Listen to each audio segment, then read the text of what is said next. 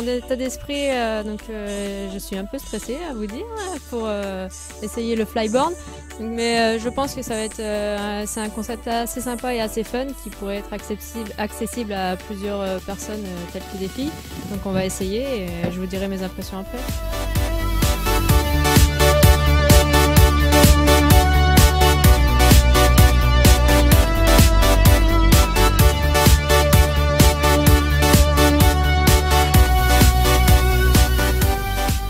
Le flyboard, comme je vous ai dit, c'est vraiment un concept super génial. Je viens d'essayer, je me suis régalée, j'ai fait un quart d'heure dans l'eau très fraîche et pourtant je me suis très bien amusée. Un peu complexe au départ pour se lever, mais dès qu'on a le coup en main, c'est parti.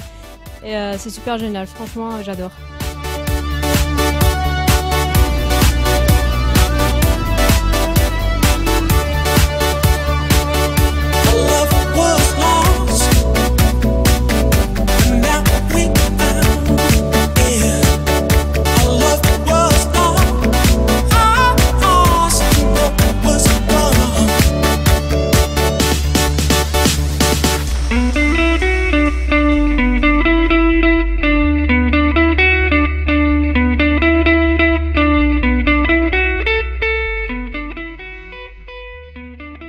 Alors le fonctionnement est très simple, en fait c'est un tuyau qui vient se connecter à n'importe quelle turbine d'un jet ski ou d'un engin comme vous avez vu sur la première vidéo. Ça peut s'adapter sur n'importe quel jet, il suffit d'une puissance de à peu près 100 chevaux pour déjà décoller à 2 mètres de haut en fait. Après il est recommandé d'avoir à peu près 150 chevaux. Avec 150 chevaux là vous pouvez atteindre la hauteur maximale du tuyau, c'est-à-dire à peu près 5-6 mètres. Le principe est simple, c'est un tuyau donc on connecte, il y a un système de rotation qui permet en fait de maintenir le tuyau en pendulaire. Il y a un système de rotation ici au niveau du tuyau qui permet que le tuyau ne s'en mêle pas et aussi de pouvoir faire des virages assez facilement. Ensuite vous avez donc là vous pouvez voir les buses principales qui permettent de donner la poussée pour décoller. Et ici vous avez les buses en fait de stabilisation qui viennent se fixer aux mains. Alors en fait, on a 3 versions au niveau du flyboard.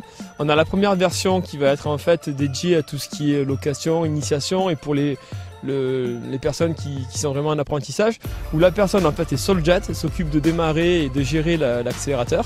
Donc ça c'est vraiment la version la plus simple pour apprendre.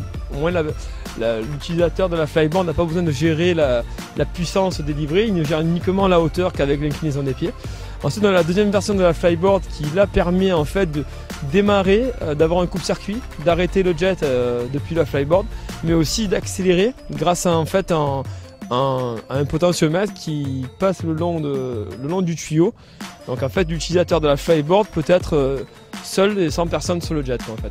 Il y en a la troisième version qui sera commercialisée que dans 1 an ou 2, où là carrément on a construit en fait un engin qui est ni plus ni moins équipé d'un moteur marin comme un jet et d'une turbine, mais monté directement à l'envers pour pouvoir propulser l'eau directement dans le tuyau vers l'avant, qui n'est pas conçu pour prendre des vagues comme un jet, donc beaucoup plus léger, beaucoup plus petit, et du coup on arrive à des performances et des vitesses de vol beaucoup plus importantes. Avec un jet en 250 chevaux, vous allez atteindre à peu près 25 km/h, là on arrive avec l'autre engin à atteindre à peu près 40 km/h.